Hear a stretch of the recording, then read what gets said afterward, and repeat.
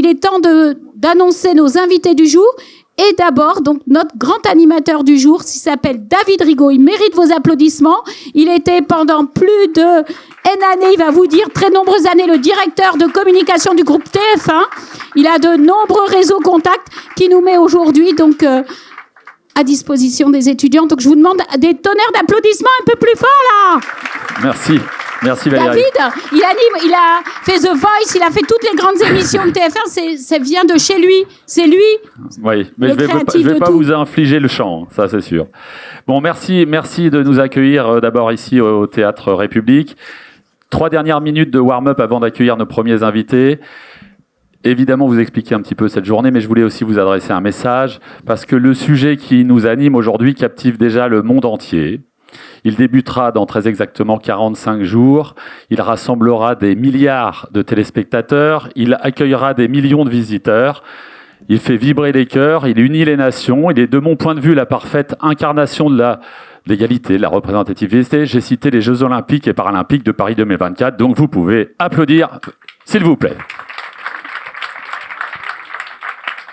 Je me dis que quoi de plus beau que de se dire que ce feuilleton de l'été va du jour au lendemain nous transformer en qualité d'experts en natation synchronisée, en plongeon, en tennis de table, en équitation, que sais-je encore. Mais ce qui est encore plus beau dans tout ça, c'est de nous dire que tous ces instants magiques, toutes ces émotions, on va pouvoir les vivre et les partager ensemble parce que c'est ici, chez nous, en France. Je vous demande maintenant juste un instant, si vous voulez bien, d'essayer de vous mettre dans la peau de ces athlètes olympiques, déjà tous impatients à l'idée de prendre le départ, et qui ne rêvent que d'une chose au final, c'est le meilleur au moment de franchir la ligne d'arrivée. Pourtant parfois des larmes de joie, des fois des larmes de tristesse, mais toutes et tous au prix d'efforts intensifs et toujours des années de sacrifice. Ce moment où chaque goutte de sueur versée, chaque larme coulée, chaque douleur ressentie prend alors tout son sens. Et c'est là, juste avant de commencer et d'accueillir nos premiers invités, que je souhaite faire un parallèle avec vous dans cette salle, parce que vous aussi, vous avez choisi un parcours exigeant. Vous allez devoir surmonter des obstacles, affronter des défis, dépasser vos limites. Et comme un marathonien ou une marathonienne ne se prépare pas à courir ses 42 km 195 en un jour, vous aussi, vous allez devoir vous fixer un cap et construire votre succès étape par étape. Alors maintenant, je vais vous demander d'accueillir nos premiers invités. Ils viennent partager avec passion le partenariat que le groupe Orange a avec les Jeux Olympiques et Paralympiques de 2024. Je veux sentir la scène de ce théâtre vibrer. Merci d'accueillir Claude Henry et Alexis, s'il vous plaît.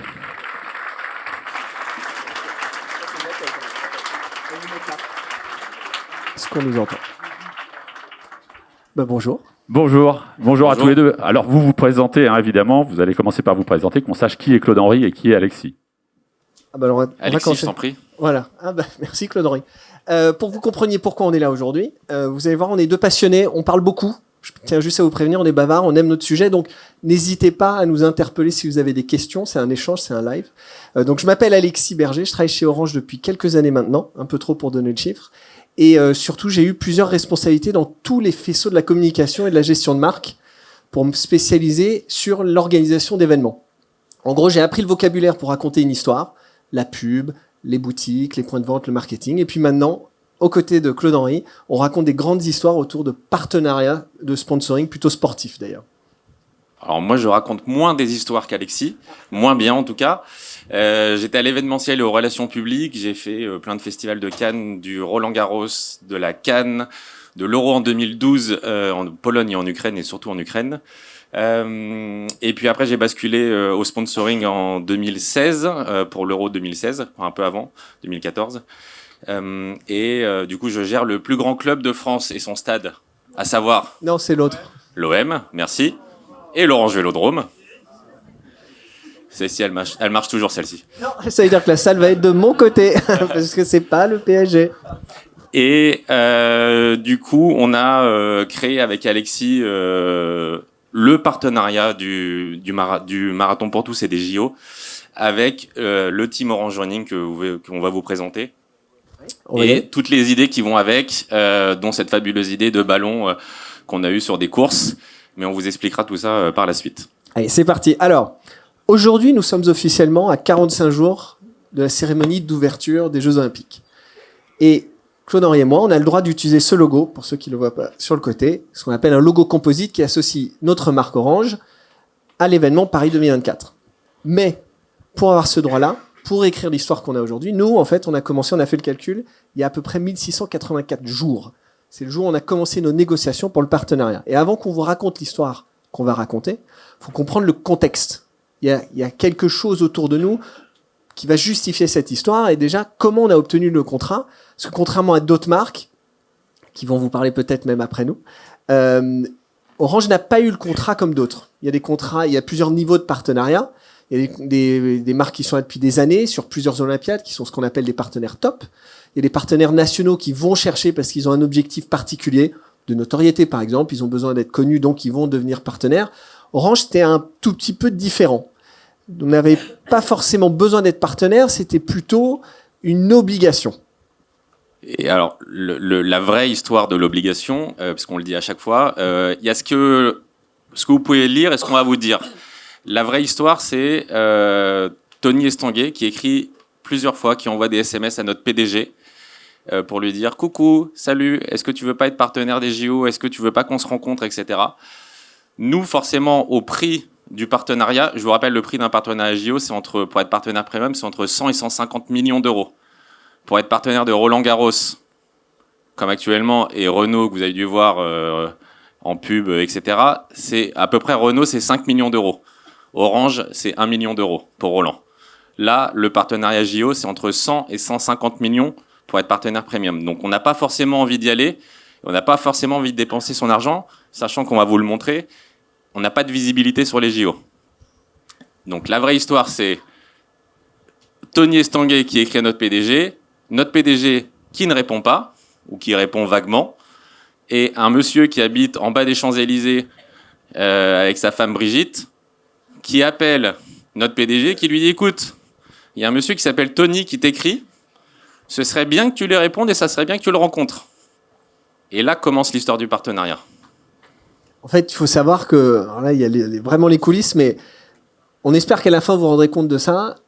Une entreprise comme Orange n'a pas le choix. On doit être partenaire car nous avons un rôle à jouer. Nous sommes les seuls à pouvoir le jouer lors de cette Olympiade. On vous montrera ça dans les slides après.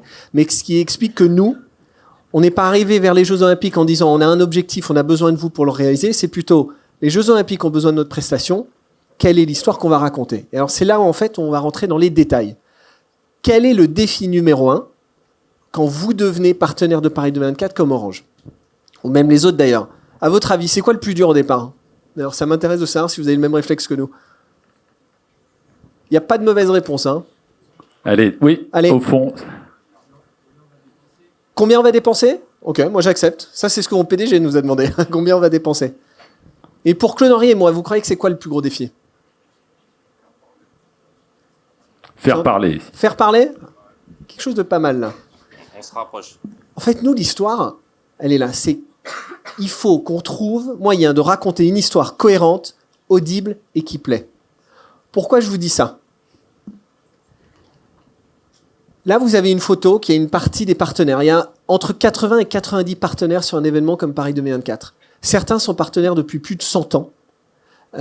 Certains, comme Coca, sont partenaires de la Flamme depuis 38 ans, je crois maintenant, quelque chose comme ça. Des mastodontes qui dépensent des sommes monumentales. Donc déjà, vous avez une concurrence dingue. L'espace est saturé en général, mais là, vous avez tout ce monde-là.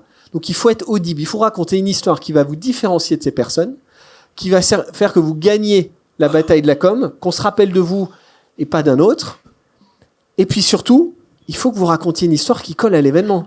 Parce que les Jeux Olympiques, c'est énorme. Ça a un poids monstrueux. Quand on pense aux Jeux Olympiques, on pense rarement à une marque. On pense à ces images, on pense à Usain Bolt, on pense aux médaillés, on pense à des moments un peu plus sociétaux. Mais surtout, c'est l'événement qui prend le dessus. Donc là, il y a un autre point qu'on avait en tête avec Claude-Henri. Les JO, ça se gagne pas pendant. Ça se gagne avant la com. Avant le moment où on va rentrer là dans le Money Time JO, où toutes les marques vont faire de la pub. Donc ça sert à rien. Juste sur le slide d'avant, en plus Orange, on a la chance de ne pas être une marque sexy. D'accord? On n'est pas Red Bull, on n'est pas LVMH, On n'est pas Apple. On est au même niveau qu'EDF. On n'a rien de sexy. Donc, quelle est l'histoire qu'on va vous raconter et à quel moment, nous, on va vous embarquer, vous, jeunes générations ou futurs clients, dans cette histoire-là en se disant « Ah, finalement, Orange, c'est pas mal. C'est pas que du télécom parce qu'à la base, on fait que du réseau et du Wi-Fi. Donc, il n'y a rien du tout de très sexy là-dedans. » Donc vous voyez, il faut sortir du lot, il faut attirer l'attention et il faut survivre avec la taille de l'événement. Ça, c'était notre feuille de route avec Claude Henry. Quand on crée ce projet, on se dit voilà, il faut raconter une histoire qui marche avec tous ces facteurs-là. Et dernier point, et là on va commencer à rentrer dans notre histoire Jeux Olympiques, il faut comprendre les Jeux Olympiques. Je vais vous donner juste un exemple, un chiffre. Là, il y a plusieurs chiffres sur l'événement, mais je vais en tirer un, enfin deux même. Le second plus grand événement au monde, c'est la Coupe du Monde de foot de la FIFA. Combien il y a de matchs sur une Coupe du Monde de foot? Une grosse soixantaine. Ça dure combien de jours? Grosse trentaine. Et au plus fort de l'action, il y a combien de matchs? 4. Entre 2 et 4 selon les éditions. Donc vous voyez, au plus fort de l'action. Les Jeux Olympiques, c'est 878 événements. Vous comparez 60 à 878. Sur 2 fois 15 jours, sur 35 sites. À tout moment, il y a 35 sports qui sont en train de se passer. Et le second chiffre que je vais vous donner, les spectateurs. Vous prenez la population de la Belgique, vous lui rajoutez 10%, et c'est la population qui va débarquer dans les stades de France. C'est monumental. C'est pas le plus grand, ce sont les plus grands événements au monde en même temps. Et ce chiffre-là de 13,5 millions, on l'a utilisé dans toutes nos presses au début pour vendre le projet JO. Parce que personne n'y croit. Alors même si c'est imposé, après il faut aller le vendre au market, il faut aller le vendre à la pub, il faut aller le vendre à tout le monde en disant « Regardez ce qu'on peut faire ». Et le 13,5 millions remettait un peu de contexte en disant « Attendez, on est présent en Belgique, c'est toute la population de la Belgique qui vient pendant 2 semaines pour vivre les événements JO ». Et là, d'un seul coup, ça rapportait un peu plus de poids. Donc là, vous avez notre contexte.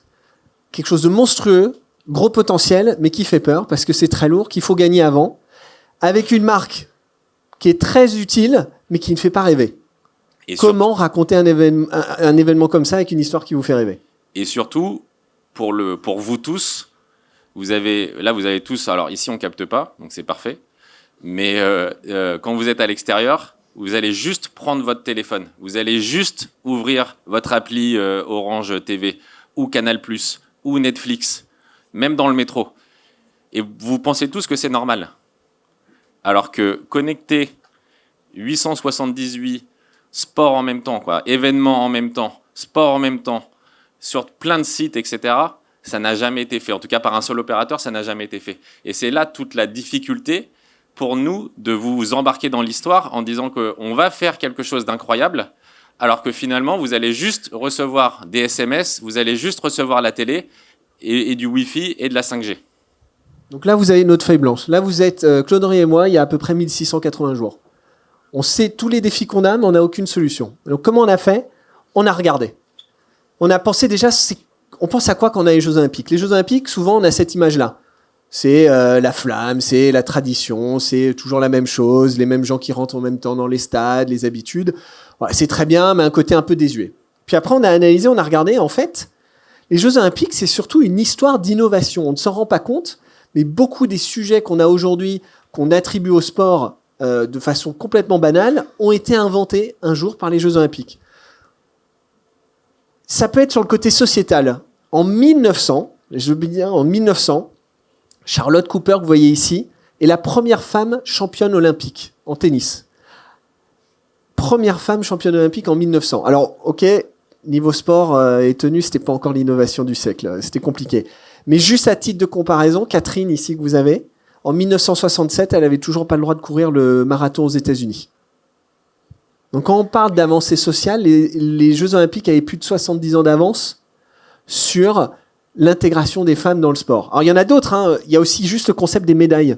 Tout le monde connaît la médaille d'or, d'argent, de bronze. C'est inventé par les Jeux Olympiques à Saint-Louis en 1904. Aujourd'hui, si un concurrent non partenaire vous fait une pub en année olympique avec des médailles, le comité olympique va les attaquer en justice. SFR n'a pas le droit de mettre des médailles dans ses pubs. Ça appartient aux JO en année olympique en com. Il y a d'autres innovations qui ont été un peu moins heureuses. Les épreuves artistiques en 1912 avec les champions olympiques d'architecture ou de poésie. Je vous cache pas que c'est pas resté très longtemps, ça. Hein. Ils ont vite abandonné. En revanche, on a regardé, on se dit, bon, c'est cool, c'est innovant, mais il y a d'autres innovations qui nous intéressaient. C'était des innovations techniques.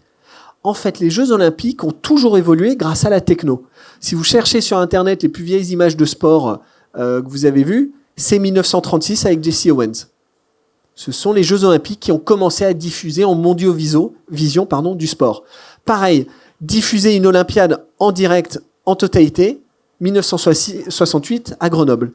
Ce sont les premiers événements, en fait, à chaque fois, qui changent les talons valeurs. Et on ne peut plus reculer. À chaque fois, on avance, on invente. Donc, on se rend compte que les Jeux Olympiques, en fait, c'est une histoire d'innovation. Et ça commence à nous mettre la puce à l'oreille, surtout que Paris 2024, ils se sont vraiment mis dans l'héritage des Jeux Olympiques. Ils veulent être innovants jusqu'au bout du crayon. Première cérémonie en extérieur. Jamais eu lieu. Moi, je dis bonne chance à Paris 2024, mais surtout aux gens de Los Angeles qui vont devoir inventer un truc plus fou que ça, parce que c'est un standard qui va créer un précédent. Le stade, qui n'est plus dans le stade, mais dans la ville, on prend la ville, vous allez voir, la ville va être redessinée. C'est incroyable. Maintenant, il n'est plus dans un stade, on est dans des lieux parfois éphémères, parfois reconditionnés. Alors, c'est sublime. Ça a aussi quelques désavantages pour Claude Henry et moi. Alors, pour ceux qui feront de la gestion de droit marketing, par exemple, il y a une règle, quand on est partenaire de l'Euro, par exemple, 500 mètres autour de chaque stade, c'est une zone sans marque concurrente. Ça fait partie des contrats. Seul problème, c'est quand tout Paris est un stade, comment vous faites pour demander à SFR de fermer ses boutiques ? Ça, c'est pas possible. Donc, il y a des innovations qui sont très cool, et puis il y en a d'autres qui vont changer notre métier, où il va falloir s'adapter. Donc là aussi, nous, on a dû travailler avec le marketing, avec le juridique, pour s'adapter à ces nouvelles façons de faire. Une autre innovation de Paris 2024, et vous allez voir tous les ingrédients que je vous donne là, normalement, Claude Henry et moi, on va vous en reparler derrière. L'inclusion. Je sais pas pour vous, mais très souvent, on a cette histoire. Tous les événements, ils vous disent, ah, nous, on est inclusif. Alors, nous, on sauve la planète, nous, on est pour l'égalité homme-femme, et ainsi de suite, bien sûr. Et dès qu'on est dans la vraie vie, ça s'arrête. Paris 2024, ils ont quand même fait quelque chose de canon. Ils sont partis des symboles. Première fois de l'histoire que l'équipe de France olympique et paralympique ont le même logo. Première fois que l'Olympiade a le même logo. Première fois qu'il n'y a pas une mascotte, mais un binôme de mascottes, une olympique, une paralympique. Nous, légalement, on est toujours obligé d'avoir les deux mascottes en même temps quand on les met en avant. Ça, ce sont les symboles. Mais ce qui est intéressant, c'est qu'ils ont mis ça dans la vraie vie. Si vous regardez les volontaires, si vous voyez les coureurs du marathon pour tous, dont on va vous parler Claude Henry tout à l'heure, parfaite parité, et ça va même jusqu'aux athlètes. Première Olympiade de l'histoire où vous aurez autant d'athlètes hommes que femmes. Et ça va encore plus loin dans leur respect des règles et de l'inclusion et de toutes ces valeurs positives. D'habitude, on crée un village olympique pour des athlètes, puis après on réfléchit à ce qu'on va en faire. Ou pire encore, on le laisse en décrépitude. Paris 2024, ils ont créé un lieu de vie qui va être, on sait déjà qu'il va devenir pour des familles, ainsi de suite. Et ensuite, ils ont réfléchi comment, pendant 15 jours, on va pouvoir l'adapter à des athlètes. L'héritage, les valeurs ont pris le dessus, presque sur le sport par un moment. C'est au moins au même niveau, et ça, c'est une innovation très forte pour nous. Rappelez-vous de tous ces mots-clés. Et évidemment, l'innovation dingue. Alors ça, je dis pas trop de choses dessus, parce que Claude va en parler. Le marathon pour tous. Qui connaît le marathon pour tous, d'ailleurs, dans la salle ? Moi, je vais vous poser une vraie question. Qui connaît le Team Orange Running ? Ah, 3 points en plus. Vous nous donnerez vos noms à la fin. Juste Alexis, pardon. Et que je rappelle, on peut, vous êtes connectés puisque vous êtes chez Orange, donc on est dans la connexion, vous pouvez interagir et n'hésitez pas à lever la main si vous avez des questions par rapport à ce que vous présente en ce moment Claude Henry. Même si vous n'êtes pas d'accord. Hein. Vous allez voilà. dire que vous n'êtes pas d'accord sur un des commentaires. Donc là, je vais commencer par vous donner les réponses. Là, vous avez le même brief que nous, vous avez eu les mêmes contraintes et la même analyse. Comment on y répond ? Eh bien, on a trouvé 2 solutions avec Claude. On a dit il y a 2 choses qui vont nous rendre différents de tous les autres partenaires et qui vont faire en sorte qu'on sortira du lot. Que notre histoire, elle sera notable, elle sera cohérente, elle sortira du lot et elle sera audible. La première, elle est liée à notre cœur de métier. On a un rôle un peu particulier par rapport aux autres partenaires. On n'est pas que partenaire, on est fournisseur officiel. C'est pas quelque chose qui est automatique. Il y a plusieurs partenaires qui le sont, qui fournissent des produits. Vous verrez, Coca, par exemple, ils fournissent pas mal de produits aussi. Mais nous, on a un rôle plus dans l'architecture de l'événement. Qu'est-ce que ça veut dire ? Ça veut dire ça. Alors ça, c'est ma slide préférée, vous allez voir. Elle est canonissime.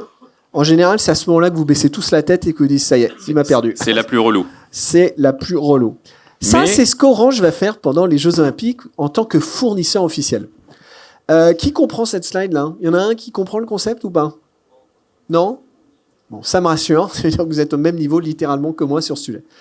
Je suis allé voir les ingénieurs et je leur dis, quand vous vendez ça, en fait, personne ne comprend rien. Ça n'a aucun sens. Ça parle à un DSI, ça parle à un responsable de réseau, canon. Mais pour ceux qui sont sur le côté, quand vous voyez ça, moi, ça me fait peur. En fait, c'est une crise d'anxiété que j'ai eu quand ils m'ont montré ça. Ils m'ont dit, je dois vendre ça au grand public, je dois vous rendre sexy avec ça. Et c'est là où ça devient compliqué. C'est le réseau 5G, le transport d'images, le réseau DIVA, etc. Ça ne parle à personne et ce n'est pas sexy. Et nous, on est là pour rendre les choses sexy. Et c'est là où on fait la bascule à un moment de se dire, OK, quand Alexis va vous le montrer après, on a travaillé sur certaines choses. C'est assez compliqué quand vous discutez avec les personnes de l'innovation ou du réseau, parce que eux, ils sont persuadés que leur innovation est incroyable. Un talkie-walkie sur téléphone, ils trouvent que c'est la révolution de l'année. Sauf que pour vous, ça ne marche, il n'y a aucun sens. Tenten le fait très bien.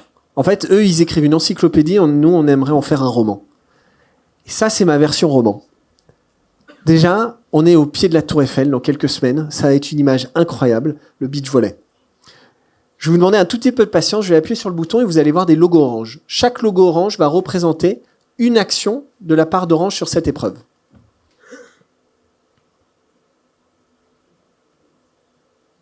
Alors pour ceux qui sont sur le côté, que vous profitiez bien de mon moment waouh quand même. En fait, que vous soyez spectateur, téléspectateur, professionnel, athlète ou arbitre, vous ne pouvez plus faire votre travail sans Orange. Ça part du terrain. Aujourd'hui, un arbitre sans technologie, sans connectivité ne peut plus travailler. Les capteurs terrain passent par le réseau Orange. Les ralentis passent par le réseau Orange. Les messages qu'il donne à ses adjoints passent par le réseau Orange. On parlait des images qu'il a sur ses écrans de contrôle, ils passent sur le stade pour qu'on puisse avoir le temps, les ralentis, les scores. Ça, c'est sur notre réseau. Mais ces images, elles vont aussi vers l'International Broadcasting Center pour partir vers 4 milliards de téléspectateurs. Encore une fois, ça passe par notre réseau. On parle de journalistes puisqu'on passe de télé. Les photographes. Aujourd'hui, un photographe sur Paris 2024, quand il prendra une photo, celle-ci sera mise en ligne, retouche comprise, entre 27 et 90 secondes plus tard. C'est plus à l'ancienne, hein, c'est plus comme avant. Aujourd'hui, il a une puce 5G dans son appareil photo qui fera que l'agence Getty pourra le mettre entre 27 et 90 secondes sur un site. Pourquoi il a besoin de le faire aussi vite? Parce que maintenant, son concurrent, c'est vous, le spectateur, qui grâce au réseau Orange aussi va être sur Insta. Quand vous allez mettre une photo de Teddy Riner qui vient d'avoir sa nouvelle médaille d'or, il faut que l'équipe l'ait mise avant vous. Ça passe par le réseau Orange. Les journalistes, ce ne sont pas que les photographes. Radio, télé, pareil. La régie, tout ça, c'est par le réseau central d'Orange. Je vous ai parlé évidemment des spectateurs, des téléspectateurs, mais aussi des professionnels. La sécurité. Claude Henry parlait des talkie-walkie. Avant, c'était les vieux talkie-walkie, on a tous connu ça, les interférences. Dès qu'on est à plus de 200 mètres, on s'entend plus, on entend les voisins qui sont sur le barbecue. Là, plus de 13 000 personnes peuvent être sur la même discussion en réseau prioritaire sans aucun souci. Et ça va encore plus loin. Vous savez, quand vous allez payer votre carte bleue, s'il n'y a pas d'Orange, il n'y a plus de carte bleue. Et quand on est au stade et qu'on a soif et qu'on n'a pas de liquide, ne pas pouvoir acheter son coca, c'est un problème. Ou le frigo, il y a aujourd'hui... Ah bah quand même, solidarité. Hein. Il y a même des stades où dans les frigos, il y a des capteurs qui passent par le réseau Orange qui disent automatiquement « Attention, il ne reste plus que 10 canettes, réassort ». Parce que quand on a une foule entière qui arrive à la mi-temps, on l'a tous vécu, c'est impossible de faire le réassort. Tout ça passe par le réseau Orange. Donc en fait, ce qu'on essaie de dire par cette image, c'est que non seulement on connecte les jeux, mais en fait, plus personne ne peut profiter. Spectateurs, téléspectateurs, professionnels, athlètes ou sportifs, journalistes. Plus personne ne peut faire son travail. Et c'est là où je vais vous demander de vous rappeler d'une de nos premières slides. Vous savez combien il y a d'événements sur une Olympiade, événements sportifs? Ouais. Vous voyez ça? Il faut le faire 878 fois. Alors, sur 35 sites de sport. Le souci de ça, dans la première version du contrat, on a eu une clause. Claude Henry n'a pas le droit de détailler totalement. J'ai pas le droit de je vous le dis détailler tout la de clause. suite. Mais dans cette clause, si jamais une fibre était cassée, donc du coup, si vous cassez la fibre alors ce qui est le plus chiant, on va dire, c'est les capteurs terrain ou le plus important, c'est l'IBC. On avait une pénalité qui correspondait à un pourcentage de notre chiffre d'affaires. Ce qui passait le contrat de quelques millions à beaucoup de millions. Ce qui devenait un peu problématique dans la négo. Donc on a quand même revu cette partie-là en leur disant attendez, c'est pas possible, on peut pas, si jamais une fibre est cassée, on peut pas prendre autant de millions, voire milliards en pénalité. Et ce qui a été le cas sur un test event on va en parler, là. à Lille, où un monsieur est passé avec son chariot sur une fibre, et donc du coup rupture de la fibre. Et qui dit rupture de la fibre dit rupture de tout ce qui se passe autour. Donc heureusement, c'était que sur un test event, mais ça montre bien l'importance du réseau. Et c'est là où du coup on commence nous à raconter cette histoire. Alors certes, c'est qu'une histoire qui est pour l'instant technique, technologique et très B2B, mais ça commence à être un de nos deux piliers où on se dit ok, déjà là on commence à tenir quelque chose et une histoire. Et vous vous rappelez 878 événements, mais parfois on rajoute en plus une petite techno parce qu'on dit c'est trop facile ce travail, on s'ennuie, vous voyez, on a quand même 1600 jours pour faire tout ça. En plus, on rajoute des innovations qui sont là pour sublimer l'expérience des fans. Que ce soit pour des fans qui sont malentendants ou malvoyants, on leur permet quand même de profiter de l'énergie du stade grâce à des applications qui vont soit leur permettre de voir un match de rugby avec les doigts sur des tablettes tactiles, ou avoir des commentaires audio pour les malvoyants aussi qui vont leur expliquer ce qui se passe sur le terrain. Pareil, on a des chatbots qui vous expliquent les règles parce que quand on n'a jamais vu de rugby, on comprend pas pourquoi tous ces messieurs ils se grimpent dessus quand même. C'est un truc un peu bizarre. Le chatbot va vous accompagner parce que l'Olympiade, c'est aussi découvrir de nouveaux sports et ainsi de suite. Alors, je vous ai dit 878 événements. J'ai une question. Ah, Est-ce qu'on peut revenir sur deux slides avant? Sur la slide. ma slide Wahoo. Voilà, celle-là. Ok pour tout ça. Quid des caméras, justement, et des journalistes? Il y a des diffuseurs. Alors, j'ai bien dit un mot précis parce qu'avant, je le disais pas et je me suis fait rouspéter. Ça passe par le réseau Orange. Mais Orange Pardon, travaille pour je d'autres. posais, pour ceux qui n'ont pas entendu, je posais la question, je disais quid des caméras et des journalistes, en fait, parce qu'il y a un diffuseur des Jeux Olympiques. Des diffuseurs, d'ailleurs, pas un seul. Donc, quelle est l'interaction entre, justement, vous, Orange, et le... On va en parler un peu derrière, mais en fait, tout ce travail, il est toujours au service de quelqu'un. Et quand on parle des caméras, on est au service du diffuseur, on est au service d'OBS, qui est l'organe olympique qui gère toute la captation. On travaille toujours pour des personnes. Pareil, le photographe, on relie le réseau, mais on lui fournit pas son appareil photo, on lui fournit pas sa régie, et ainsi de suite. Et donc, pour la diffusion d'images, on travaille pour OBS, qui ensuite travaille pour France Télé, pour Eurosport, et ainsi de suite. Mais on est toujours au service. C'est pour ça que je fais très attention maintenant, si vous l'avez pas entendu. Je me suis tellement fait rouspéter au boulot que je le dis bien. On gère le réseau sur lequel tous ces services se basent, mais à chaque fois pour quelqu'un. Pareil, si vous avez un frigo avec un capteur, on n'a pas fabriqué le capteur forcément ou le frigo, mais c'est notre réseau qui a permis au message de passer du capteur à la régie centrale ou au réassort. Et c'est là toute la difficulté, où pour tout le monde, c'est juste du simple réseau. En fait, c'est le frigo qui fait le travail, c'est le frigo, c'est le caméraman qui filme, c'est OBS qui broadcast, c'est le photographe du Parisien ou de l'équipe qui fait la photo. Nous, on est juste là pour le réseau. Et c'est là où cette difficulté-là de faire comprendre que c'est juste, on doit juste être présent, c'est là où ça commence à être intéressant pour nous quand on va avoir tous ces sites où les gens vont avoir l'impression de se dire ah oui, s'il n'y a pas Orange, en effet, ça ne fonctionne pas.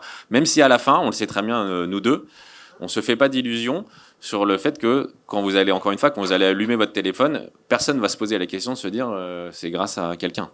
C'est normal. Mais notre rêve, c'est de un peu mettre des paillettes dans les yeux, en fait, sur Orange. Hein. Désolé pour l'expression, mais c'est un peu l'idée, c'est de leur dire, voilà, tous ces événements, sans nous, ils ne marchent pas. Et surtout qu'on fait ça sur des sites éphémères, à la Concorde, qui va se construire en quelques semaines. On fait ça sur des sites qui vont, en moins de 18 heures, passer de la gymnastique artistique au basket. Claude en avait parlé tout à l'heure d'une fibre coupée. Là, ce sont des centaines ou milliers de personnes qui vont s'affairer pour changer ça.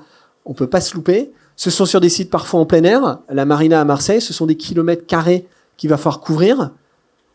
En drone. Des lieux techniques. Là, sur le côté, sur la droite, vous avez une des allées de ce qu'on appelle l'International Broadcasting Center. Ce sont des armoires de data qui sont là pour faire en sorte que les images partent partout dans le monde. Ça aussi, il faut être sûr que ce soit connecté. On n'est pas seul, hein. Mais à chaque fois, on doit faire notre part du travail. Et je vous parlais des télés, 35 sites sportifs avec je ne sais combien de caméras par site. Ça vous donne une petite idée du nombre d'écrans à gérer, à connecter à chaque fois. Alexis, Claude-Henri, moi j'ai une question. Dans quelle mesure un événement comme celui-là pousse une marque comme Orange à des développements et à aller plus loin dans les technologies? Alors moi j'ai une réponse, mais j'aurais dû te dire de me poser cette question si j'avais pensé. C'est parfait. En fait, vous vous rappelez la cérémonie d'ouverture sur la scène? Ça va devenir vraiment historique. Dans 30 ans, on se rappellera de 2 images, le marathon pour tous grâce à Claude-Henri et la cérémonie d'ouverture sur la scène. Mais en fait, la folie des créations d'aujourd'hui, ces créatifs qui pensent à ces idées dingues, elle est permise grâce aux innovations d'Orange et des autres. Hein. Évidemment, je ne veux pas dire qu'on est seul, ça ce serait vraiment trop fanfaronné, mais les images de la cérémonie d'ouverture n'étaient pas possibles il y a 10 ou 15 ans. Le développement de la 5G d'aujourd'hui fait qu'on peut faire ça. Aujourd'hui, on va avoir des images en direct, sans fil, sans latence, en toute sécurité de tous les bateaux. On va voir toutes les délégations dessus. On n'aurait pas pu faire ça il y a 15 ans. Donc en fait, je vais répondre, c'est un flux continu entre techno et création. C'est les technos d'hier permettent la créativité d'aujourd'hui et la créativité d'aujourd'hui donne les idées pour la techno de demain. Mais c'est aussi la créativité puisque à la base, encore une fois, dans le premier contrat, la cérémonie d'ouverture n'est pas sur la scène. La base du contrat, la cérémonie d'ouverture, est dans un stade, et le Stade de France.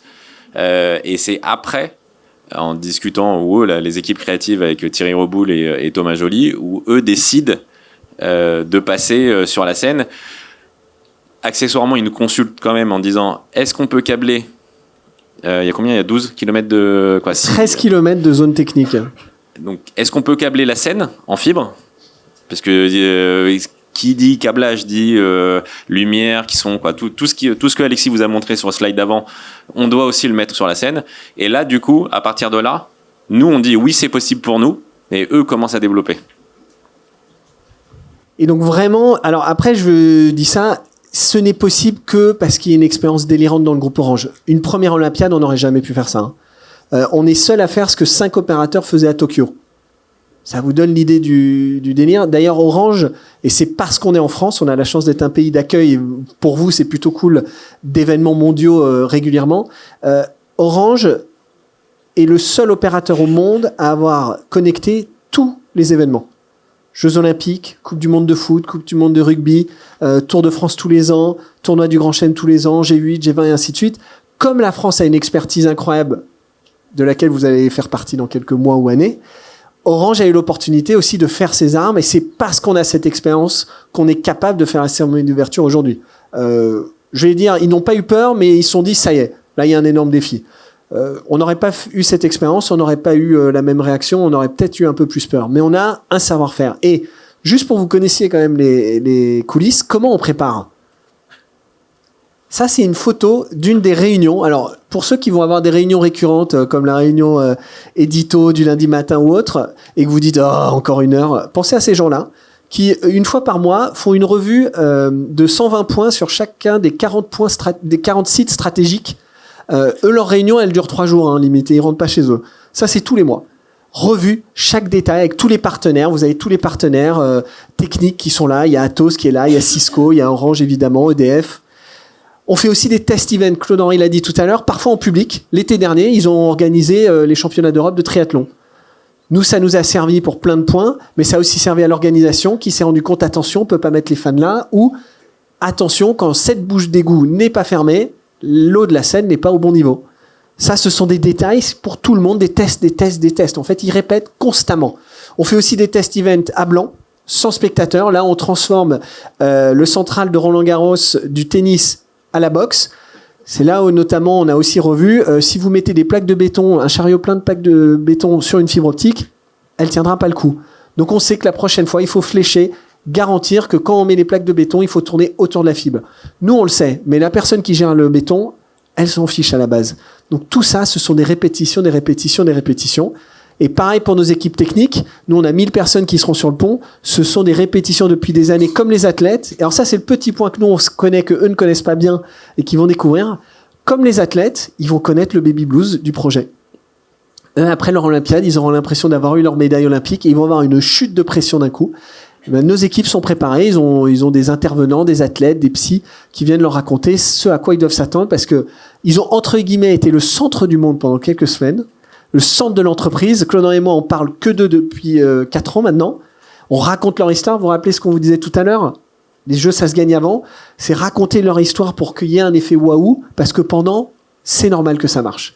Et ben, eux, ils doivent se préparer en septembre, après les Jeux paralympiques, à se dire ben, je reviens dans mon job normal, qui est canon, mais il est normal. On va plus parler à des athlètes, on va plus être au centre du monde. Et j'espère à tous que vous le vivrez pour vous.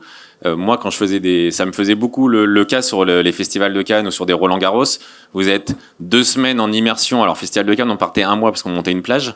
Mais vous êtes 1 mois, 3 semaines, 2 semaines en immersion. Vous êtes avec votre équipe. Vous levez le matin.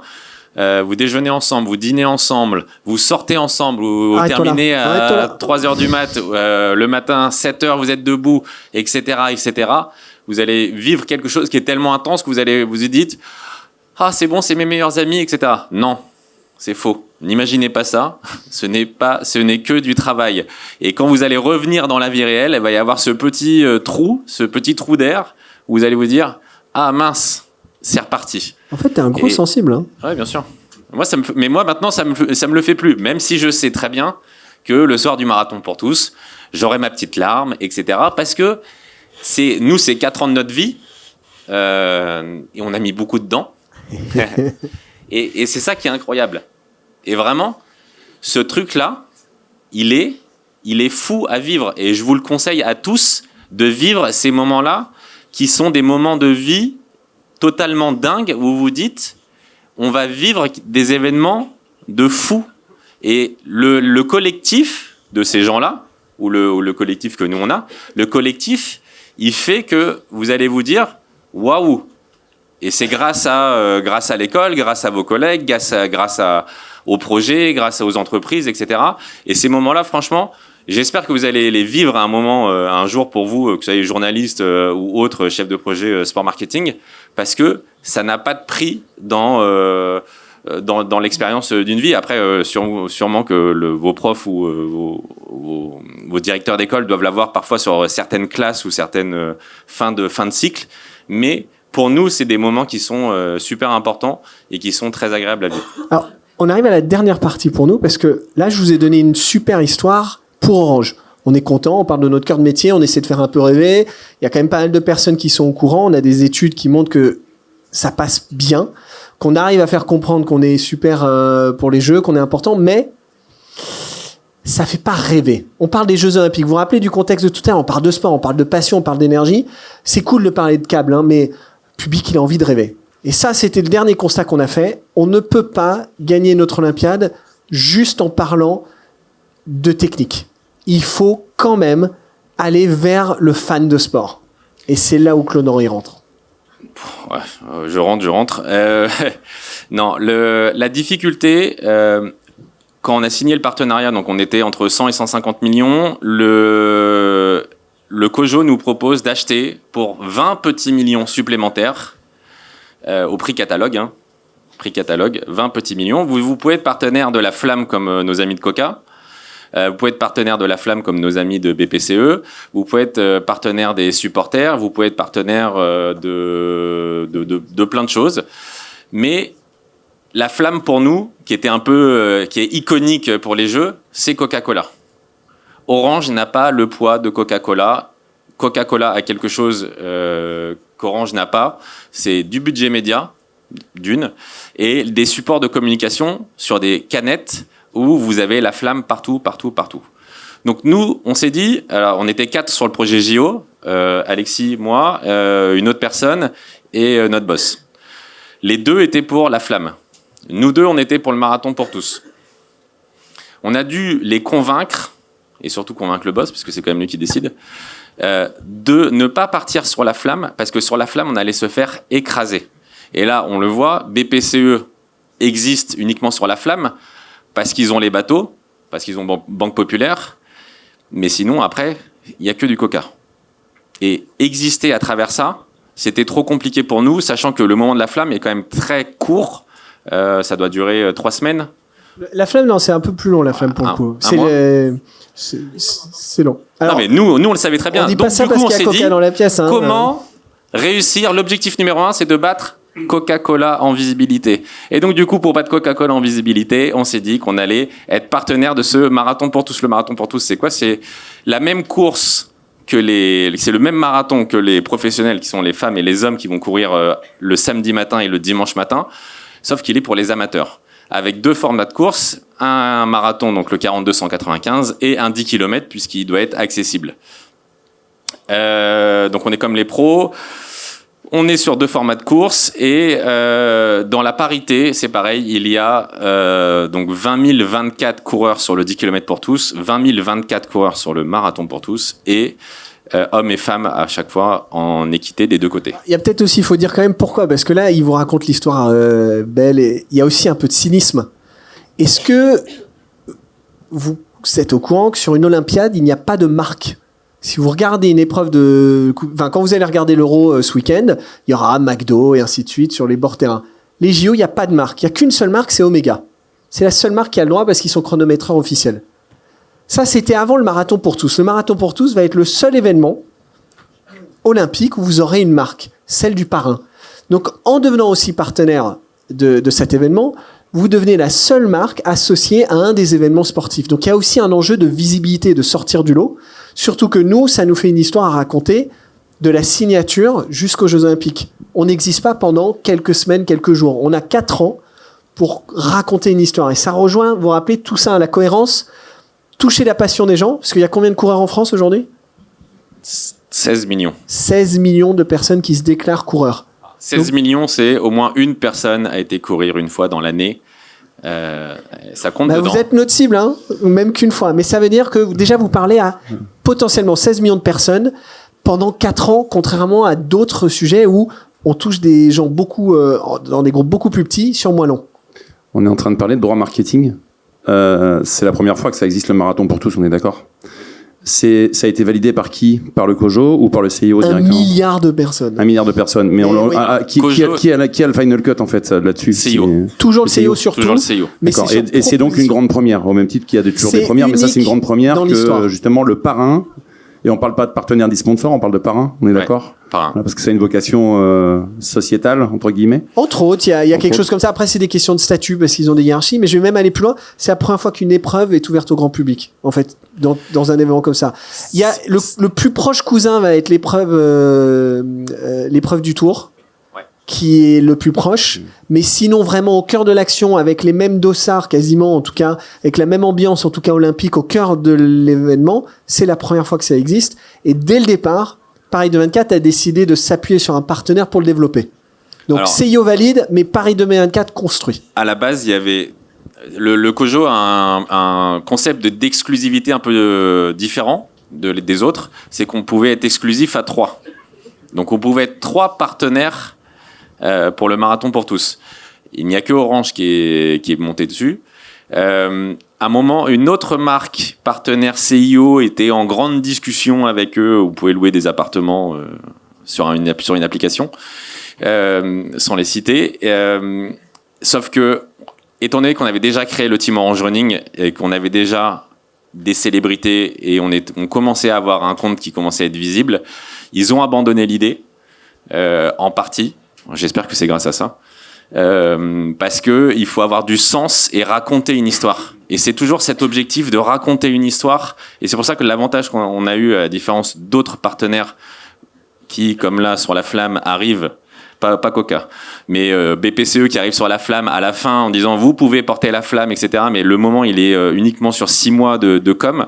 Nous, on l'a commencé en 2021, en octobre 21, de se dire c'est bon, on crée cette team et on y va. Alors d'ailleurs, c'est intéressant parce que tu parles de team. Là aussi, un autre moyen de sortir du lot, si vous regardez tous les partenaires, ils sont tous avec des teams d'athlètes. Hein. Tout le monde a un pongiste, un coureur, un nageur et ainsi de suite. Ils le font tous, ce qui fait que plus personne ne sort du lot. Surtout qu'en plus, il y a plusieurs athlètes qui sont dans plusieurs teams en même temps. Tout le monde le fait par réflexe, mais ça vous différencie pas. Nous, on voulait un team, mais il fallait qu'il soit cohérent avec notre histoire et différent des autres. Et c'est là où la notion de team est différente. Si vous prenez, hier on était à une réunion partenaire COJO, un des partenaires du Marathon pour tous a créé sa team. Il nous dit, nous dans notre team on a Kevin Mayer, ok je connais, et après elle nous sort 2 autres noms, je ne connais pas, voilà. Si vous prenez la team énergie du sport, EDF, il y a la moitié de la team ou les 3/4 de la team que vous connaissez pas.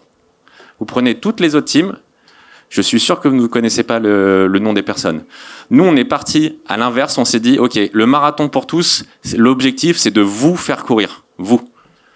De se dire qu'on peut aller toucher votre directeur, on peut aller toucher votre oncle, votre tante, vous, votre pote, tout le monde. Moi, je voulais avoir tout le monde qui court dans cette team. C'est pour ça qu'on a été chercher des créateurs de contenu, des influenceurs, des personnalités, des anciens sportifs, etc., pour que chacun puisse avoir une expérience où quelqu'un dans sa communauté Instagram puisse se dire « Ah, mais je l'ai vu lui avec son maillot Team Orange Running ». Et en fait, le fait d'avoir le maillot, le fait d'être comme les athlètes, nos athlètes, notre team.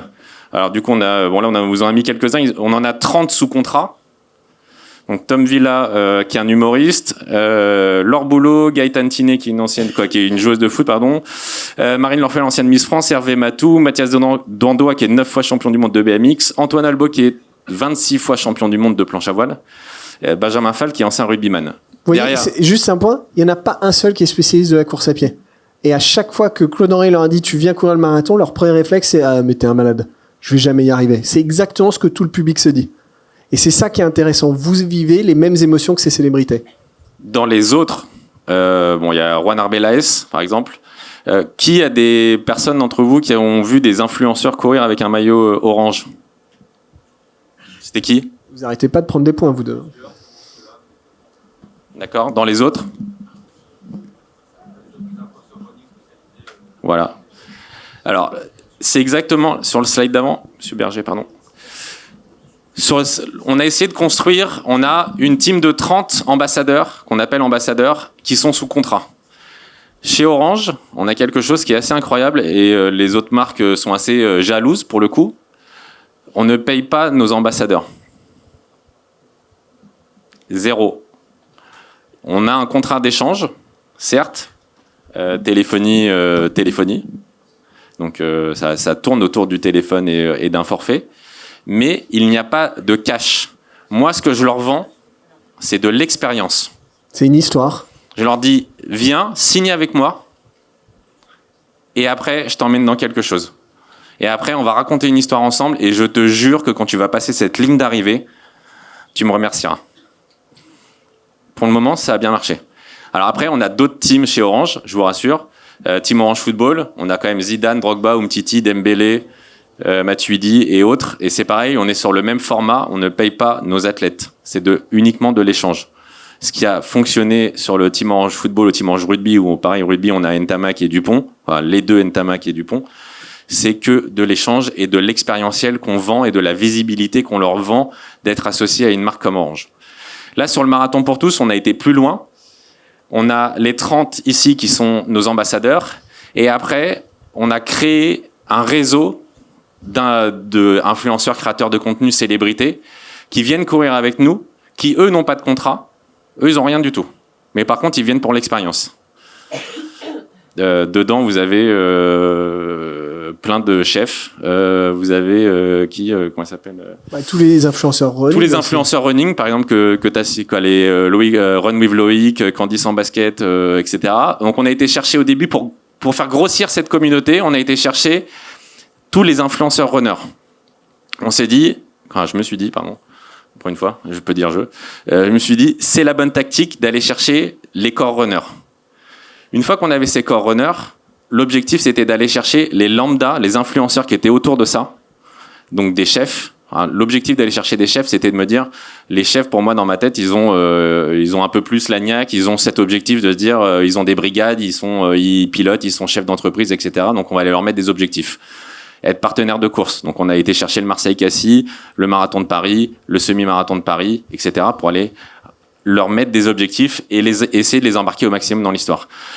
Cette famille d'influenceurs, célébrités, etc. Maintenant, on a 270 personnalités, influenceurs, créateurs de contenu qui courent avec le Team Orange Running et qui vont faire le marathon pour tous. L'objectif pour moi, c'est que la veille du marathon pour tous et le jour du marathon pour tous, la veille, on fait une pasta party. Normalement, sur les 270, j'en ai 230, parce qu'il y en a toujours qui sont pas dispo. Je suis censé être la marque la plus présente sur les Jeux de Paris 2024. On oublie le rouge de Coca. Pour une nuit. Pour une nuit, ou deux. On oublie le bleu d'EDF, on oublie tout ça. Et l'objectif, c'est d'avoir du orange partout. Alors, le lendemain, sur la course, c'est pareil, même objectif. Pourquoi ? Parce qu'on leur raconte une histoire, parce qu'on les équipe, parce qu'on les emmène dans un espace hospi, etc., etc. L'objectif, c'est toujours de raconter cette histoire. Quand, je sais pas pour ceux qui ont vu certains ambassadeurs courir le marathon de New York, ça vous parle ? Oui, j'en ai 2 au moins qui suivent. 3. New York, c'est pareil. Ça rentrait dans cette histoire-là. New York, ça coûte, pour une marque, pas très cher par rapport à la visibilité qu'on a eue. La valo-média qu'on a eue de New York, on a fait les créateurs de contenu qui étaient 9, dont Alexis Anquincan, qui est 6 fois champion du monde paratriathlon, donc qui est le moins important et le moins connu de tous. Enfin, le moins connu, c'était moi. Mais les autres, on a eu 126 contenus, et quand on fait la valo-média de ces 126 contenus entre les reels, les stories, les posts en duo, etc., etc., on est à plus de 2 millions d'euros. L'opération a coûté moins de 100 000 euros. C'est rien du tout. Et dans le monde du sport marketing, moi, ils m'en ont tous parlé. Et c'est ça l'objectif. C'est faire parler de votre marque et de raconter cette histoire. Et depuis New York, c'est ce qui nous a vraiment, pour le coup, c'est ce qui nous a vraiment lancé. C'est cet objectif-là et cette aventure-là qu'on a vécue à New York, où les gens nous ont dit, on avait l'impression que c'était des potes entre eux, c'était incroyable. Mais c'est ça. L'objectif, c'est ça. On a fait un week-end en amont, 1 mois avant, pour qu'ils passent du temps ensemble. On a fait du paddle, on a fait du tennis, bien sûr, on a été courir. Mais l'objectif, c'est de faire vivre des moments. Et plus vous faites vivre des moments, en tout cas ce qu'on a essayé de créer avec le Team Orange Running quand on l'a créé pendant le Covid, de cette team, de faire vivre des moments, plus vous racontez des histoires. Et plus vous racontez des histoires, plus vous, la cible que vous êtes, pour nous, on arrive à vous embarquer. Parce que d'un seul coup, on parle plus de technique. On parle pas d'un seul coup, Team Orange Running est presque devenu sexy. J'ai dit presque. Orange n'est pas du tout sexy. Mais le Team Orange Running est presque devenu sexy et est presque devenu une marque un peu sympa. Je le rappelle à chaque fois à mes boss, je leur dis, on arrive à faire courir des gens, vous allez au Bois de Boulogne, vous voyez des maillots orange, vous voyez des maillots Team Orange Running. Le maillot, il est orange. Bon, qui habituellement court avec un maillot orange ? Personne. Qui court avec une marque, en gros, sur son torse ? Personne. Et là, on a réussi à transformer quelque chose de pas sexy en sexy. Et c'est ça la force qu'on a réussi à avoir. Je crois qu'on va nous dire que la passion nous emporte, tu vois. Je vais aller vite. S'il y avait une conclusion quand même à ce que vient de dire Claude-Henri, et un conseil à tous, quand vous lancez un projet, toujours regarder le contexte de votre entreprise, le contexte de l'événement, le contexte de votre public, et ne pas reproduire ce que font les autres juste parce que ça a l'air bien. C'est pas toujours cohérent, c'est pas toujours efficace, et surtout ça marche pas toujours avec vous. Donc se poser les questions et oser réfléchir à des solutions différentes par moment. Et surtout, après j'arrête, c'est vous mettre à la place du consommateur. Qu'est-ce que vous voulez voir ? Voir des contenus qui vous intéressent, c'est toujours cette question qu'on se pose, c'est qu'est-ce que vous voulez voir ? C'est être au service de l'audience, et c'est ça qui fait que on arrive à avoir des chiffres qui sont intéressants, avec une communauté, certes que de 100 000 abonnés, mais pour une marque qui a été créée, pour une marque qui parle que running, même pas une marque, une communauté qui parle que running, c'est ce qui fait que c'est intéressant. Après, on l'a réfléchi au début avec Alexis, et je termine là-dessus, mais on l'a réfléchi vraiment, on a essayé de le réfléchir au global pour que tout ait une cohérence et qu'on puisse raconter une histoire incroyable. On t'avait dit qu'on était passionnés. Hein. Bravo, bravo, bravo. Merci, merci. Vous pouvez applaudir Claude-Henri et Alexis, s'il vous plaît. Merci pour votre éclairage. Ouais. Merci pour votre éclairage, 1. Merci pour votre passion, 2. J'imagine que ça suscite évidemment des questions, donc on va prendre un moment. Est-ce que, voilà, si vous avez des questions, voilà, ici. Bonjour. Si je me trompe pas, le Team Orange Running, il n'est pas voué à continuer après les Jeux Olympiques, c'est bien ça ? C'est ça. Pourquoi mettre autant d'implications pendant 4 ans alors qu'on parle souvent d'héritage sur les Jeux Olympiques, justement pour ne pas continuer après les Jeux et continuer cette vocation à faire courir les Français quand on sait que le sport, c'est de plus en plus important dans la société. Alexis te fera la réponse politique, moi je vais te faire la vraie réponse. Moi j'ai poussé pour faire la suite. Donc le Team Orange Running, on a eu des versions où on allait en Espagne, en Belgique, en Pologne, là où on est partenaire. C'était au début accepté par une direction. Là, on a eu un changement de direction et du coup, on arrête tout le sport chez Orange. Donc, on arrête le foot, le rugby, le running et pas mal de choses pour aller potentiellement sur la musique.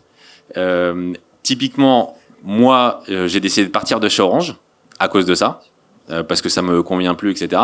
Donc, l'objectif derrière, c'est oui, on avait envie de continuer cette histoire dans le running. Après, la direction de l'entreprise fait que du coup, tu changes de direction et que tu ne vas pas prendre ce côté-là. Mais ça ne veut pas dire que le Team Orange Running est mort derrière. Tu veux l'autre réponse ou pas ? Celle que d'autres gens auraient donnée ? Carrément. Il a raison, mais en fait, ce genre de sujet, il faut se rappeler encore une fois du contexte. Orange n'est pas partenaire de l'olympisme en général, n'est pas partenaire d'un sport typiquement olympique, parce qu'on est partenaire du foot, du rugby, et ainsi de suite. Donc, il y a eu une vraie question et des changements de direction. Mais en fait, je pense que tu prends 2 directeurs, tu as 2 réponses possibles. L'une, on a investi dans quelque chose continuant, et d'autres en disant non, on avait une réponse à un contexte. On a créé un moment d'olympisme incroyable, mais post-olympisme, on n'est pas dans le running, c'est pas notre sujet. Donc, ils ont préféré aller dans d'autres sujets. Soit on était déjà fort, la Fédération française de foot, par exemple, est un gros sujet pour nous qui reste gros, ou explorer d'autres sujets qui sont plus à long terme. Donc, je pense que là, tu touches à ce petit pourcentage où il n'y a pas forcément de mauvaise réponse. En revanche, il faut vraiment, l'accepter et aller à fond dans une direction pour garantir que tu n'as pas fait une bêtise. Donc, tu as raison, on aurait pu continuer, on ne le fera pas, mais pour des raisons stratégiques aussi. Ça marche, merci. Merci pour ta question. Est-ce qu'il y a une autre question ? Vas-y. On va la commenter. Du coup, il n'y a plus de Team Orange Running, mais pendant le Team Orange Running, par exemple, quand vous êtes allé à New York, vous avez un équipementier parce que en fait, ils étaient tous équipés. Il y en avait en ASICS, d'autres en New Balance, Alexis en Nike, et ils ont tous la veste Team Orange Running. On a posé plein de questions sur le Team Orange Running. Tu n'as jamais levé la main. Tu connais beaucoup de choses sur notre équipementier quand même. Hein. Alors là, franchement, écoute beaucoup la réponse parce que là, vous allez avoir une masterclass en gestion de droit marketing. Alors, le Team Orange Running, dans la bio du Team Orange Running, si je l'associe au Marathon pour tous, ce qui n'a été demandé au début, je n'ai pas de visibilité de marque. Pourquoi ? Parce que le COQ est partenaire des JO. Donc, je n'ai pas le droit d'afficher ASICS. Moi, j'ai passé un deal... Juste qu'on se comprenne, si vous ne prenez pas l'équipementier officiel de l'Olympiade, vous ne pouvez pas montrer de marque quand vous mettez le logo Jeux Olympiques. Ça, c'est le dilemme qu'on a au début, sachant que le COQ n'est pas une marque de running. Ils font d'autres choses, mais ils sont pas à l'aise dans ce sport-là. Donc, du coup, pour contourner la règle, tu regarderas tous les contenus Marathon pour tous, il n'y a pas de marque. Tous les contenus Team Orange Running, j'affiche la marque que je veux. Et c'est pour ça que sur New York, on a passé un deal. Habituellement, on est chez ASICS, parce que j'ai un deal avec eux de visibilité et de gratuité chez eux, où on fait de l'échange. Et pour New York, comme j'ai négocié les dossards avec New Balance, on est tous passés en New Balance pour New York. Donc sur tous les contenus, on est en New Balance, sauf Alexis qui lui est sous contrat, donc il est chez Nike. Donc on le laisse en Nike parce qu'on n'a pas le droit de toucher à son contrat. Mais sinon, tout le reste de la team, tu le verras, et en New Balance, Juan court encore avec son maillot New York New Balance. Et ce qui est vraiment intéressant sur cette histoire-là, c'est que l'olympisme aide Team Orange Running, mais Team Orange Running aide l'olympisme. Donc Claude-Henri a toujours jonglé sur les moments où il a besoin de faire de la masse. Là, il était avec des marques, mais pas le logo JO. Et que des moments où il devait construire la crédibilité avec le marathon pour tous, Là, il revenait dans les règles strictes. Donc, il a toujours respecté les règles, mais il a dû jongler sur la stratégie de la communication. C'est pour ça que le COJO m'adore, parce que j'associe d'autres marques, et pour vous, pour ceux qui regardent le Team Orange Running, ASICS est le partenaire du Marathon pour tous, alors qu'ASICS n'est que le partenaire du Team Orange Running. Mais du coup, moi, mon objectif, c'est qu'ASICS soit considéré comme partenaire du Marathon pour tous, vu tout ce qu'il me donne. Merci. Est-ce qu'il y a une autre question? Ah, une question de Claire. Merci beaucoup pour l'explication de Marathon pour tous, parce que je me suis posé plusieurs fois la question du pourquoi, du comment, quel était l'objectif. Et justement, je voulais savoir, pour vous, à la fin de ce marathon, qu'est-ce qui vous fera dire que ça aurait été un succès? Qu'est-ce que vous allez monitorer? Quels indicateurs vous allez regarder pour voir que c'est vraiment un succès pour vous par rapport à vos objectifs? Là, on va te donner deux réponses. Claude-Henri va te donner la réponse Team Orange Running. Ouais, la réponse Team Orange Running, c'est d'avoir 5400 personnes qui courent avec un maillot orange. Alors, et grâce à Coca, puisque Coca nous ouvre un lieu qui est juste à côté, un lieu hospi, l'objectif, c'est de dépasser ce 5400 qui est notre chiffre de notre nombre de dossards et de potentiellement atteindre 6 ou 7000 puisqu'on va distribuer des maillots et que le maillot fait accéder à la zone Coca. Et après, il y a aussi des retombées sur les réseaux sociaux, puisque l'objectif est de la pasta party la veille et du jour J sur la partie influence et presse, quoi, surtout influence, c'est d'être présent sur les réseaux et que tout le monde, quoi, encore une fois, que toute la population puisse se dire ah, j'ai vu quelqu'un courir le marathon pour tous, et en plus, il était en Team Orange Running. Et alors, plus globalement sur le projet, on l'a dit depuis le départ, nous, on a deux jambes pour répondre. La technique, qui est vraiment notre cœur de métier, et le marathon pour tout ce qui est le cœur, la passion. Et donc, je pense comme toi, hein, on a des études qu'on fait, on a ce qu'on appelle un baromètre du sport chez nous, qu'on fait depuis le début du partenariat, tous les c'est à peu près 2 fois par an. Et à la fin, on a un objectif de classement sur la marque la plus associée à Paris 2024, la plus connue. Et donc, si on atteint cet objectif, bah forcément, ce sera un succès sur ce critère-là. Passer devant Coca. Ouais, alors j'ai mon ambition, puis j'ai ma réalité quand même. Mais toujours être ambitieux. Mais juste, je précise un dernier point là-dessus. Attends, on m'a dit, quand on a créé le Team Orange Running, quand on était avec Avas, qui est notre agence qui gère la partie social média, je leur ai dit, à la fin, j'aimerais bien atteindre les 100 000 abonnés. Le DGA m'a dit, Claudio, arrête, tu nous saoules, tu vas encore me gaver avec les équipes, c'est impossible, tu vas atteindre 60 000 maximum. On a atteint les 100 000, je lui ai dit, écoute, j'attends tes excuses, je suis prêt. Donc, il faut pas avoir peur de rêver, il faut pas avoir peur d'avoir des objectifs et de se dire que oui, potentiellement, Coca est indétrônable parce que Coca reste Coca et qu'on l'utilise presque tous les jours. Mais c'est pour ça que l'objectif, c'est d'avoir tous ces influenceurs et créateurs de contenu qui, eux, jouent le jeu. Là, on a passé un deal, par exemple, avec CB, c'est des lunettes. On leur a envoyé des lunettes chez eux, etc. Donc, c'est pareil, on fait l'association Team Orange Running CB en disant, tu prépares un marathon cet été. Si tu veux, on peut t'équiper. Et plus on va avoir de la récurrence chez eux, plus on va rentrer dans l'inconscient des gens. Et j'espère à un moment pouvoir aller titiller un peu Coca. Et in fine, pardon, c'est pour une image de marque que vous faites ça? Alors ça, c'est pour moi, celle-là. La question était, est-ce que c'était in fine pour l'image de marque, si Alors, tout le monde n'a pas là, entendu. si vous vous rappelez de ce que j'ai dit tout à l'heure, il y a des partenaires qui vont demander Paris 2024 parce qu'ils veulent vendre des produits, parce qu'ils veulent être connus, et ainsi de suite. Orange, nous, on nous a dit, vous serez partenaire. Et donc, nous, on a eu une approche différente en disant, on n'a pas des objectifs Paris 2024. Comment Paris 2024 peut aider les objectifs de l'entreprise? Donc, on a pris les objectifs de marque, les objectifs commerciaux, même en interne, bien-être au travail, parce que nous, un des défis, c'est de garder les talents ou d'attirer les jeunes talents pour qu'ils n'aillent pas chez Facebook et ainsi de suite. Le marathon pour tous a profité. Le marathon pour tous nous a aidé à créer vraiment de l'appétence et du bonheur au travail. Donc, on a pris les objectifs des équipes et on leur a dit, prenez, vous avez un joyau avec les JO, avec Paris 2024, avec le marathon pour tous. Utilisez-le pour atteindre vos objectifs. Donc, on a plus sublimé de l'existant que créer du nouveau. Merci beaucoup. Une dernière question, s'il y a une dernière question, quelqu'un souhaite... Oui, vas-y, tiens.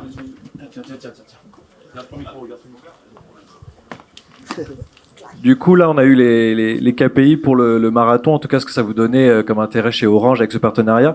Mais avec le déploiement que vous avez cité au début sur les différents stades, à quoi ça va servir pour Orange ce partenariat? Le fait de proposer un déploiement, ça va être plus en B2B, j'imagine, de pouvoir dire qu'on est capable de gérer toute cette partie-là.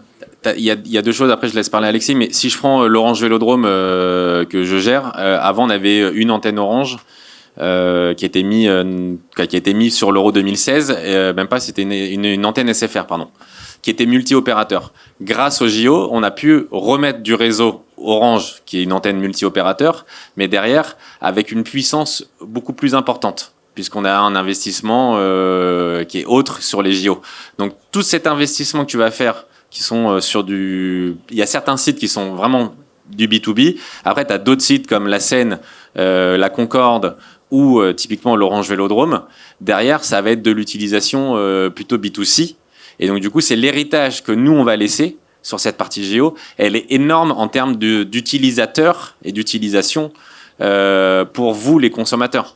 Puisque derrière, c'est du réseau sur tous les sites. Si tu prends la Marina de Marseille, je pense que là, tu vas pouvoir capter partout et en multi-opérateur, et c'est l'essentiel. Parce que parfois, tu as certains opérateurs comme nous, tu vas mettre une antenne qui fait que du Orange, et derrière, tu vas laisser SFR ou Bouygues ou Free mettre son antenne et avoir son déploiement. Les JO nous imposent d'avoir des antennes qui sont multi-opérateurs, et donc du coup d'avoir un réseau qui est beaucoup plus important avec de la nouvelle techno. Juste une antenne 4G cœur de réseau, ça vaut quand même 400 000 €. Une antenne. Après, juste, il y a plein d'objectifs par cible. Le B2C, c'est pas là où on fait le plus d'argent en direct, faut être honnête, mais on a remarqué que quand tu connais le partenariat par 2024, tu as 12% plus de chances d'acheter Orange que quand tu ne le connais pas. Donc tu vois, il y a aussi par ricochet. Mais en B2B, on vous a parlé de 90 partenaires, mais ça c'est sans parler de ceux qui sont pas partenaires, mais qui sont dans l'écosystème, qui ont travaillé. Nous, on leur vend des solutions aussi. Donc chaque segment va avoir son KPI, mais il y a de la vente, il y a de l'investissement d'image, il y a de l'investissement technique. Remettre à niveau le Stade de France aujourd'hui, ça te promet des revenus pour demain aussi. Donc chacun va avoir des objectifs, mais encore une fois, ça revient à la question qu'on avait tout à l'heure. C'est de l'objectif déjà existant qu'on vient sublimer. Et l'avantage, par exemple, d'installer une énorme fibre à Versailles, c'est que potentiellement, quand tu auras d'autres événements qui vont être répétés à Versailles, derrière, c'est ta fibre. Donc, du coup, tu peux t'assurer derrière un autre revenu additionnel. C'est une autoroute que tu as installée. Et derrière cette autoroute, il y a un péage. Et donc, du coup, on va le rentabiliser. OK. Merci beaucoup. Dernière question. Merci. Et vous partez où alors ? Alors, pour ceux qui veulent, j'ai créé une course pour l'UNICEF. C'est le 28 septembre. C'est les 10 km de l'UNICEF. Et c'est où ? Petite promo, c'est au Bois de Boulogne. Je l'ai lancé la semaine dernière. Et après, j'ai des propositions d'entreprises pour plutôt faire du consultant. Donc, c'est plutôt monter mon agence. Peut-être que Coca a besoin de consultants autres. Alors, allez-y. Une dernière question très rapide pour parler s'il vous plaît. Pour parler un petit peu de sous quand même, parce que le sponsoring c'est de la com c'est de la visibilité ça doit ramener de l'argent. Alors on peut en parler ou pas de ça ? C'est possible ? Ah oui, t'as parlé d'un truc tout à l'heure, t'as parlé d'un montant 120 millions. Non, il n'a pas donné ce montant parce qu'il n'a pas le droit de donner le montant. Entre 100 et 150 millions pour être partenaire premium, et après, d'accord, pour acheter le droit du marathon pour tous, c'est 20 au catalogue. D'accord, au catalogue donc hors négo. C'est ça ? Ouais. Au catalogue Cojo. Ouais. Alors, c'est cher, c'est pas cher, c'est rentable, c'est pas rentable. Comment est-ce qu'on mesure l'impact d'un investissement comme celui-là, comme d'autres c'est extrêmement cher, et c'est pour ça on s'est beaucoup battu au début avec le Cojo. Je vous l'ai dit, Roland Garros, c'est entre 1 et 5 millions pour être partenaire. Festival de Cannes, entre 750 et 1,5 ou plus pour un peu plus de visibilité. Mais ça reste, quand Alex, tu me le dis, mais ça reste très cher, et c'est ce qu'on voulait parfois faire comprendre au Cojo sur certaines discussions qu'on avait avec eux, et on l'a encore rappelé très récemment. Après, est-ce que c'est rentable ? La réponse est non, comme tout investissement Cojo de rang premium. Après, moi, je mettrais une petite parenthèse. C'est rentable. Alors, attends, c'est rentable sur le B2B. Aux bornes d'une entreprise, nous, notre rôle avec Claude Henry a été de le rentabiliser. Il ne faut pas le regarder sur un facteur unique. Il y a des marques, peut-être comme Coca d'ailleurs, qui peuvent plus regarder sur ce qu'ils vont vendre en canette ou autre, mais toutes les marques, et là, je pense... Nous, il y a, Alors, il y a du alors, retour on a eu direct du sur le retour B2B, direct. par exemple. Sur le B2B, on a signé des clients. énormément de contrats Ouais. autour de cette Alors Olympiade. après, c'est rattaché au projet JO. Alors est-ce que oui ou non on aurait signé sans le partenariat JO? C'est la question qu'on se pose souvent parce que ils nous ont annoncé les chiffres où on dépasse l'investissement de base, enfin de l'investissement qu'on a mis au sponsoring. La somme a été dépassée, largement dépassée en revenus. Est-ce que réellement on aurait vendu à ces montants-là, à ces personnes-là? Mais après, encore une fois, il ne faut pas penser qu'il y a vente B2B, vente B2C, image, interne. En fait, il y a tellement de facteurs qu'il faut tout regarder pour dire si c'est rentable ou pas. Mais au niveau financier, il y a de quoi faire beaucoup de revenus quand même. On va vous... Ok, merci.